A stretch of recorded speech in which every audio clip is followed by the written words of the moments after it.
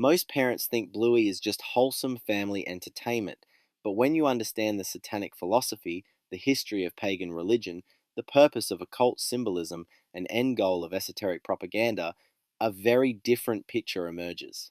We're going to break down the Nosity initiation in Sleepy Time, the Freemasonic naturalistic propaganda in Flat Pack, the normalization of magic divorced from its demonic source, the occult self-actualization of SEL, or social emotional learning, and the promotion of all manner of occult and pagan concepts to the full exclusion of anything remotely biblical or Christian, even in episodes where it would be natural to mention or even wordlessly symbolize. This promoted and awarded Australian cartoon is systematically programming children with autonomous morality, the very foundation of Satanism. And it isn't about whether individual episodes teach good lessons.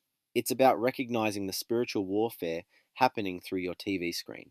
Let's decode what millions of parents are missing, and millions more Christian parents are willfully overlooking because of sentimentality and an unbreakable affection for entertainment. If you want to understand the propaganda, symbols, and hidden messaging in all the biggest Hollywood box office hits, subscribe right now, click like, and hit the notification bell to make sure you never miss a video. Now here's what many Christians miss when they evaluate shows like Bluey. They look at individual moral lessons and think, well, kindness is good, sharing is good, patience is good, these align with biblical values, so it's fine. What are you, a conspiracy theorist? Well, my complicity theorist friends, conspiracy fact is mandated by the biblical worldview in which a divine being willfully rebelled against the Creator and tempted humanity to join his rebellion to legally win control of the earthly realm from them. Now, the principalities rule over everyone outside of Christ Jesus and collaborate to interfere and deceive that nations in their war against their Creator. Conspiracy. But that's not the real issue, and neither are whether the morals taught in entertainment happen to align with biblical morality. Pagans and atheists can and do practice morals that look identical to Christian morals. They feed the poor, they clothe the homeless, they share, and they forgive. And they glorify themselves for doing so, often comparing themselves favorably with Christians and declaring, I don't need a God to tell me how to be kind to people. See how that works? So the real issue is the source and authority of morality presented in entertainment and what your children take away from the lesson. What Bluey is doing is delivering social emotional learning, or SEL, through entertainment as a Trojan horse. SEL was formalized in 1994 when CASEL, the Collaborative for Academic, Social and Emotional Learning, was founded. But here's what most people don't know. CASEL was born out of a conference facilitated by the Fetzer Institute, founded by John E. Fetzer, an occultist who consulted spiritualists, used Ouija boards for business decisions, and was a follower of Alice Bailey, who is known as the mother of the New Age movement. Bailey founded Lucis Publishing Company, originally named Lucifer Publishing Company. Totally normal stuff. Fetzer studied meditation, Eastern mysticism, theosophy, and channeling, creating his own syncretic spirituality. He even used affirmations like, I am God power, I am all abundance and free from all limitations, classic New Age deification of self. KCEL was co-founded by Daniel Goleman, who popularized emotional intelligence, along with members of the Rockefeller and Kennedy families. Goleman was inspired by both Fetzer and the Dalai Lama, two self-proclaimed spokesmen of New Age spiritualism. So, social emotional learning isn't just another secular program, though truly secular institutions don't exist anyway. Everything is either under Jesus' authority or the rebellious powers and principalities. SEL emerged directly from occult and New Age spirituality, then was packaged in psychological language and sold to schools and parents as beneficial child development. It's a similar story to that of L. Ron Hubbard creating his Scientology religion with a Dianetic self-improvement facade that is presented to the unwitting public. Parents would definitely have a problem if Scientology was being taught to their kids, but guess what?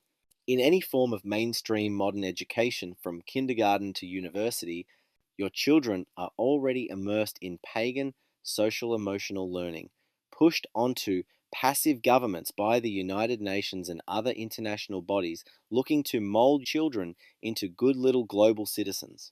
And honestly, if you listen to the wizard's sales pitch, it even sounds like a good idea.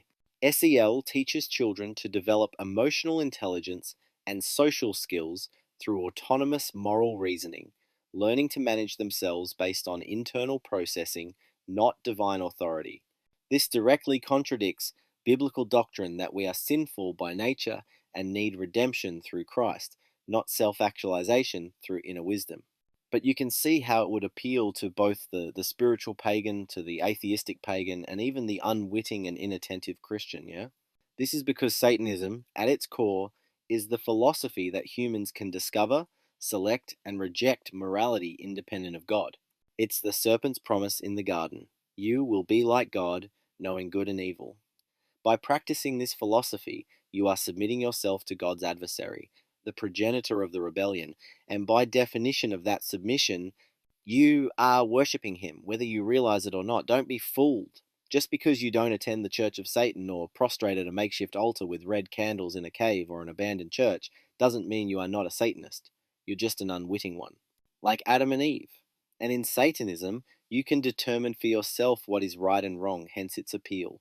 You are sovereign over your own moral universe. So everyone who rejects Jesus Christ is captive to satanic philosophy of some kind, be it ancient pagan practices that venerates the rebellious gods or modern naturalistic philosophy that idolizes the self. This Satanism is exactly what Bluey presents, where children discover moral truths through their own experience and empathy. Ethical development comes from within through self-reflection. Right and wrong are determined by how actions affect others, not by divine command. Spiritual meaning is self-directed and autonomous.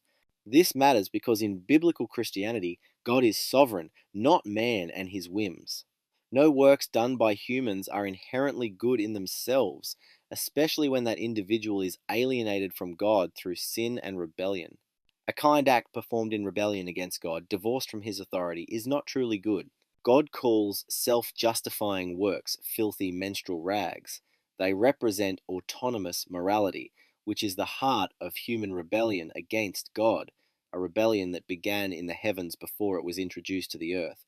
This is why shows like Bluey, that appear worldview neutral, are actually the most dangerous. There is no neutral ground. Every moral lesson either teaches children that morality flows from God's sovereign authority, or it teaches them that they can discover and create meaning for themselves apart from the Creator.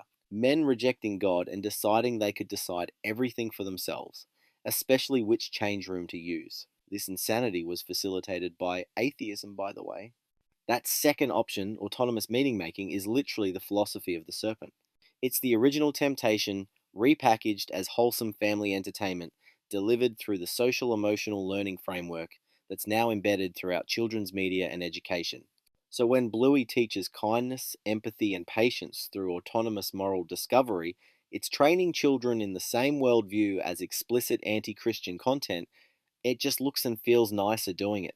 Bluey and the Church of Satan have way more in common than they do with the Church of Christ, specifically their foundational worldviews. And with that foundation laid, let's consider some of the more overtly esoteric episodes of Bluey and their messaging. Sleepy Time is perhaps the most spiritually explicit episode in the entire series. The episode follows Bingo's dream journey through space, and the symbolism here is remarkably dense. We zoom in on the Earth, and Bingo breaks free from the planet itself, a clear reference to the cosmic egg found in Gnostic and Eastern mysticism. Earth represents the material realm, the prison of matter that the soul must escape. Bingo literally breaks free from the physical world to begin her spiritual ascent. But she is not alone. Bingo's toy rabbit simultaneously breaks free from the moon. In ancient pagan traditions, spirit guides or animal familiars accompany initiates through spiritual realms. Here we have lunar occult symbolism, the toy escaping the moon, representing the subconscious, the mystical feminine, lunar magic, At the same moment, Bingo escapes the material Earth. They ascend together.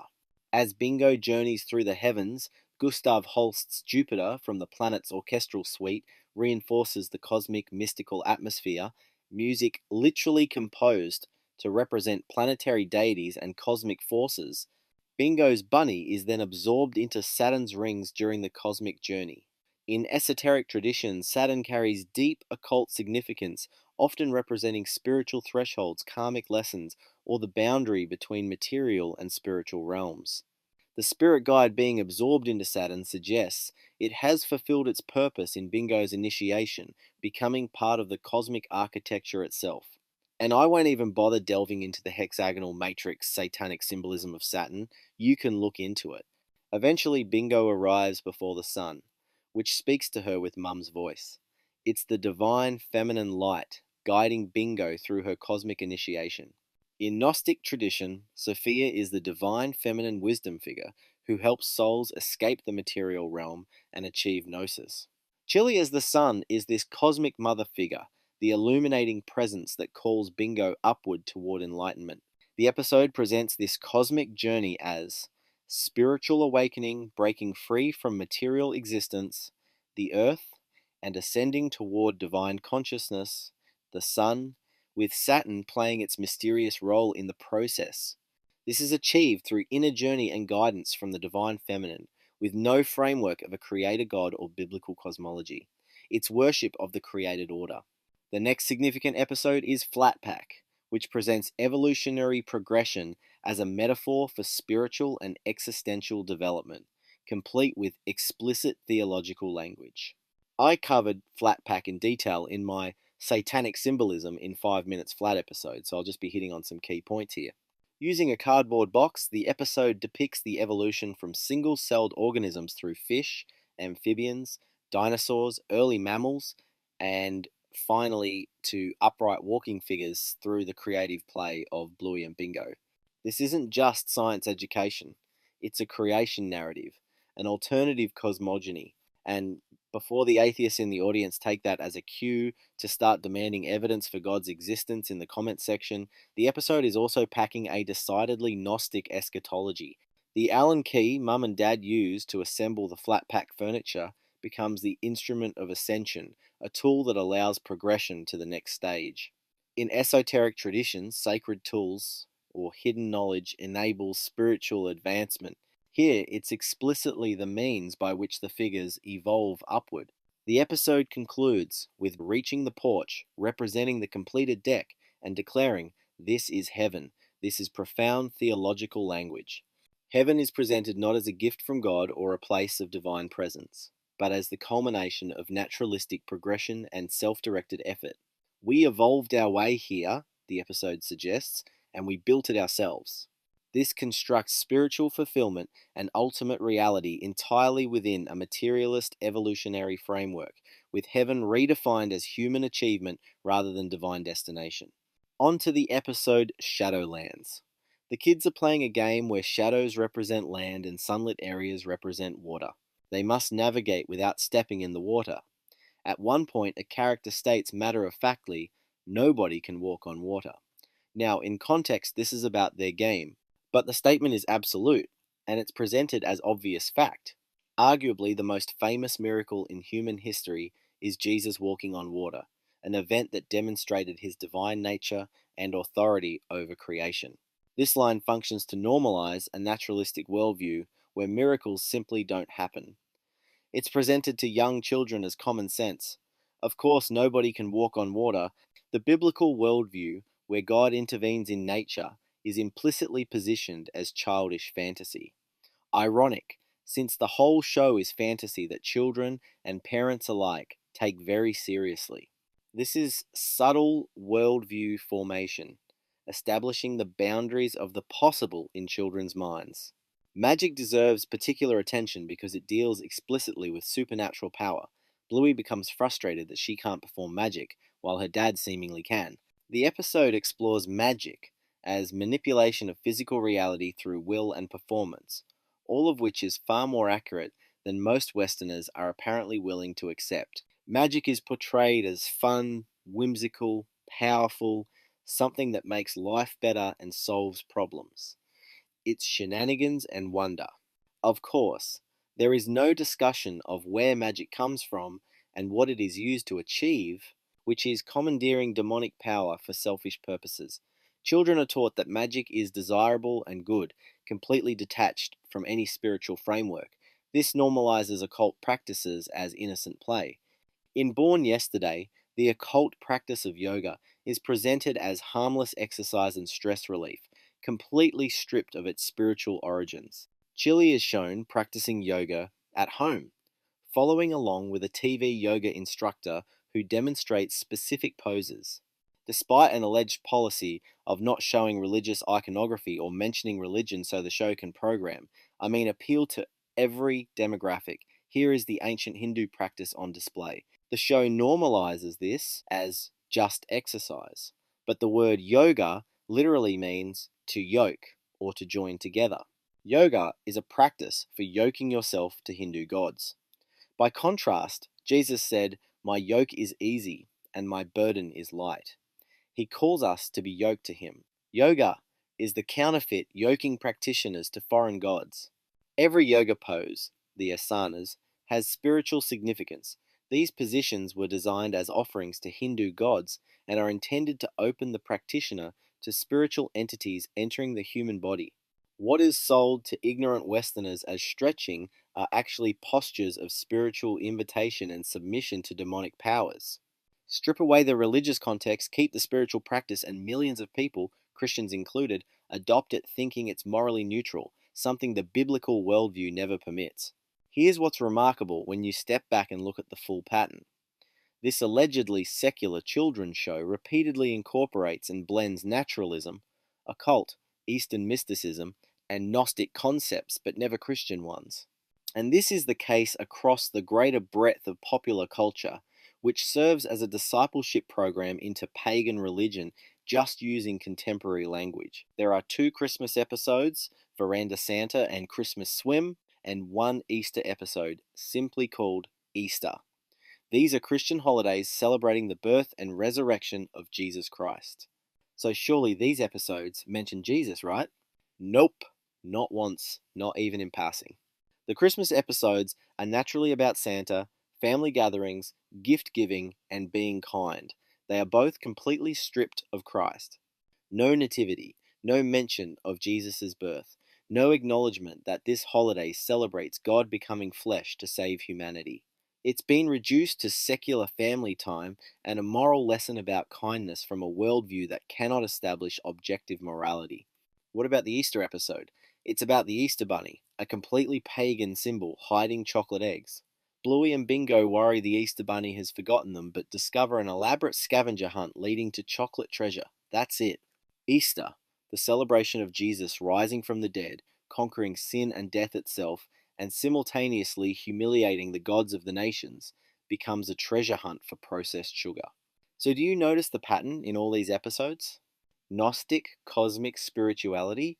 Yes, full, beautiful sequences. Hindu practice? Yes, normalized as health. Evolution as creation narrative? Yes, with theological language. Naturalistic dismissal of miracles? Yes, stated as obvious fact. Autonomous moral development? Yes, in virtually every episode. New Age self-affirmation? Yes, repeatedly. But they make sure that Christian concepts that might even incidentally direct children and their millennial parents towards God are entirely absent. God as creator? Never. Biblical moral framework? Never. Prayer? Never.